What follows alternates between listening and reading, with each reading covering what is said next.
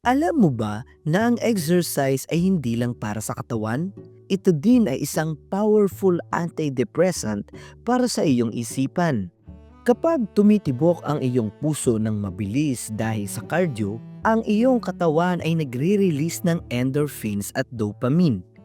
Did you know na ang mga happy hormones na ito ay tumutulong mag-boost ng iyong mood at bawasan ang iyong stress pagkatapos mong mag-workout? Ayon sa studies ng Harvard Health, ang 15 minutes na pagtakbo o 1 hour na paglalakad bawat araw ay nakakababa ng risk ng depression ng hanggang sa 26%. Hindi natin kailangan pumunta palagi sa gym. Ang pagsasayaw sa bahay o brisk walking sa park ay sapat na. Kaya, galaw-galaw din kapag may time para ang ating mga stress ay malunod sa endorphins. Follow us for more health tips.